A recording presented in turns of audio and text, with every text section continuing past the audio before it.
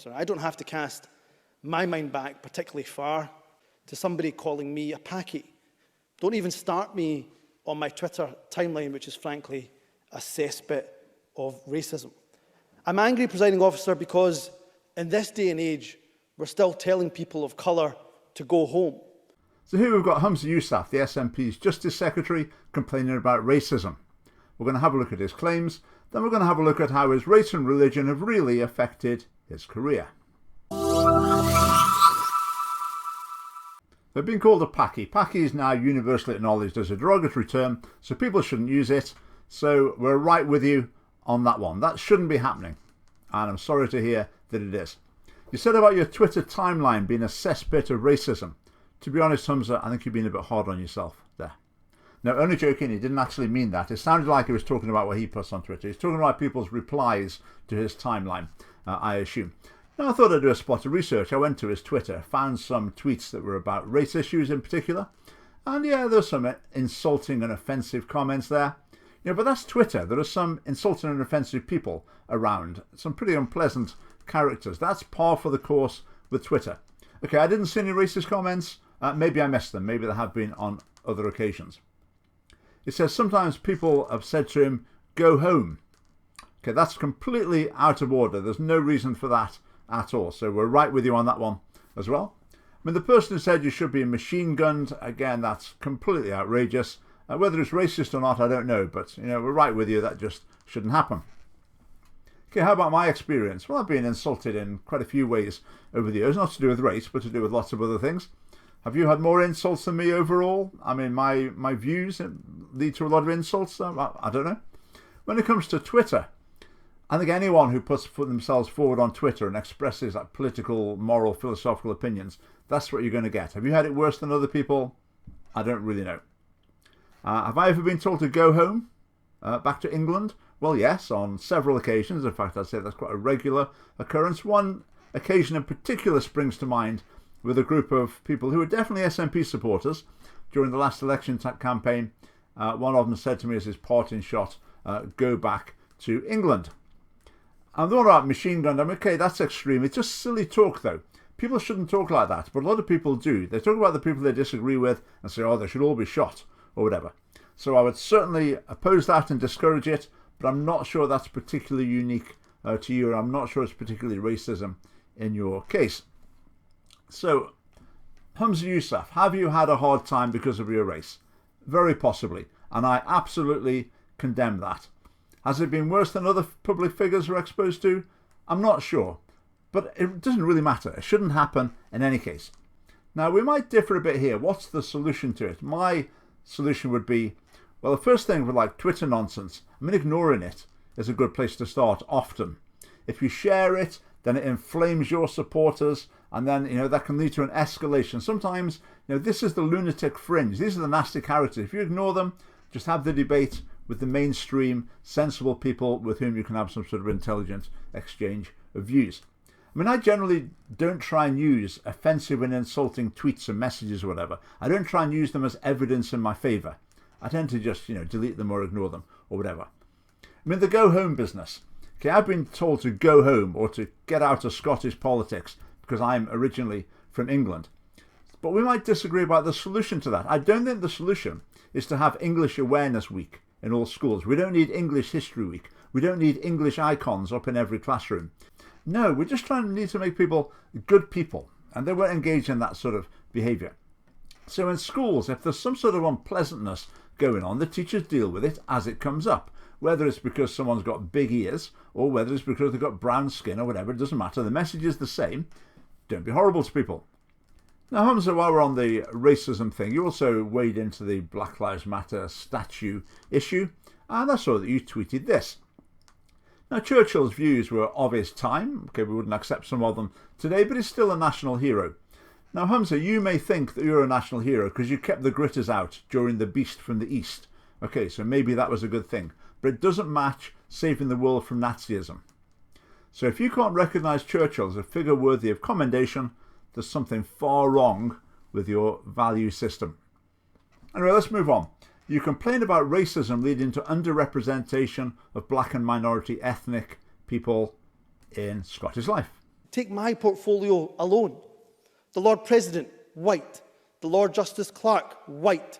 Every High Court judge, white. The Lord Advocate, white. The Solicitor General, white. The Chief Constable, white. Every Deputy Chief Constable, white. Every Assistant Chief Constable, white. The head of the Law Society, white. The head of the Faculty of Advocates, white. Every prison governor, white. And not just justice. The Chief Medical Officer, white. The Chief Nursing Officer, white. The Chief Veterinary Officer, white. The Chief Social Work Advisor, white. Almost every trade union in this country headed by people who are white. In the Scottish Government, every Director General is white. Every chair of every public body is white. So the first thing I'd say about that is I'd say, watch your tone. The way you said white, I mean, it sounded like disdain. It was almost the tone Nicola Sturgeon uses when she says Westminster. Okay, you just need to be careful about that. I mean, especially since you're addressing individuals. This is not some sort of statistical picture you're giving here. You're talking about individual people in their job, and you're complaining that they're white. So you could say every First Minister in the Scottish Parliament, up until Nicola Sturgeon, white.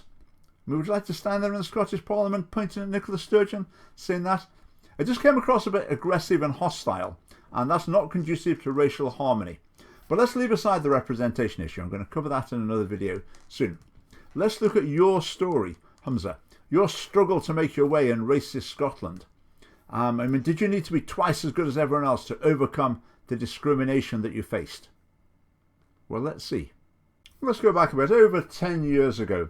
There was an organisation called the Scottish Islamic Foundation. It was founded by an SNP candidate. It was given £400,000 by the SNP, and people suggested it was to win the Muslim vote and to promote SNP candidates within the Muslim community. So what happened with the Scottish Islamic Foundation? Well, there were financial irregularities. I had to give back £128,000 to the government, which had been given to run some Islamic festival that never actually happened. So there's a bit of scandal in that regard, and it ended up folding. There are also accusations of connections with extremism. You can read some of those here. I don't know about those. I'm not going to press that point. But there was controversy in that area at the very least. So what the SNP is basically doing is spending your money on election campaigning by other means. Right, going back to the Scottish Islamic Foundation, who do you think was the public affairs director of it all those years ago?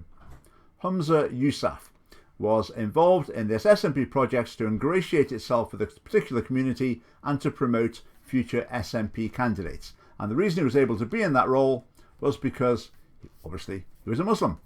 You'll note on Humza's Wikipedia page there's no mention of that. That's obviously been expunged from history pretty thoroughly to the best of their ability. So the SNP laid out the red carpet for him. It's not just the doors open for him. They went and grabbed him and dragged him through the doors. So overall, I believe that Humza Yousaf's Pakistani Muslim background has been a privilege for him in Scottish politics. It's given him an advantage. It's helped him to become a government minister. Now, by his standards, it should have done. He says the parties need to make special steps to try and encourage people like him into senior roles. So he can't complain if we say, well, that's what seems to have happened in his case. So was he the best candidate for the job? Well, maybe he was, maybe he wasn't. I sometimes feel he's a little immature. His judgment is suspect. I mean, for example, endorsing assaults on political opponents while being the Justice Minister. You can see a video about that linked at the end of this one. But there's every appearance that he had the golden ticket throughout his career, from Scottish Islamic Foundation through to senior government minister. And then when he gets there, he complains about racial discrimination. I think we need a bit of balance from Mr. Yousaf. I mean, just another aside. Humza's mother was involved in running a Muslim women's group in Glasgow. It operated from a single house. And in over 2 years, they received £300,000 in grants from the government to reduce their carbon footprint. Now, again, you can watch a video about that at the end of this one. If my mum ran a Christian women's group from a house in Glasgow, would they have been able to claim £300,000 from the Scottish government to reduce their carbon footprint? I really doubt it. So Humza wants more Pakistani Muslims coming into politics, and it was racism and Islamophobia the barrier. Well, how about thinking about a different barrier that there might be? Maybe they feel excluded because of their socially conservative beliefs. Now that's no problem for Humza Yousaf, because he doesn't seem to actually believe many of the central teachings held by mainstream Muslims in Scotland. This is Humza's attempt to explain why Muslims should vote for the SNP, even though the SNP directly contradict many of the core values of those Muslims. The reasons why people, and Muslims in particular, or the Asian community might vote for the SNP is because of the policies to do with the council tax, to do with education, to do with business.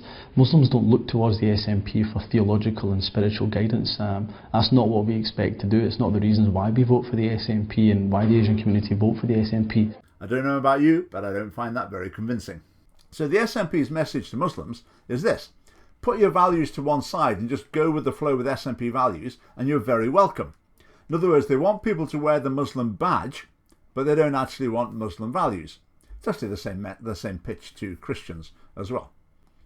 So if you're a Muslim, if you think that your distinctive moral values should have a place in political debate, then the SNP would really say, well, bye-bye, we're not interested in you. But what's our line? Well, I've been speaking to quite a few Muslims recently, and we share a lot of values. When we talk, for example, about sex education that promotes pornography, abortion, premarital sex, the Muslims I'm speaking to, they're horrified by this. And in the Scottish Family Party, we're not embarrassed by your family-centred moral system. We think it's just what we need in Scotland. We embrace it and promote it. Now, Muslims, what we can't do, we can't give you a 6-figure grant to reduce your carbon footprint of your mosque. But we can give you an opportunity to bring your values into the centre of political debate in Scotland, where a lot of people are going to appreciate hearing what you've got to say. If you want to get involved in the Scottish Family Party, whether you've got any faith or none, you can join it via the link below. And thanks for watching.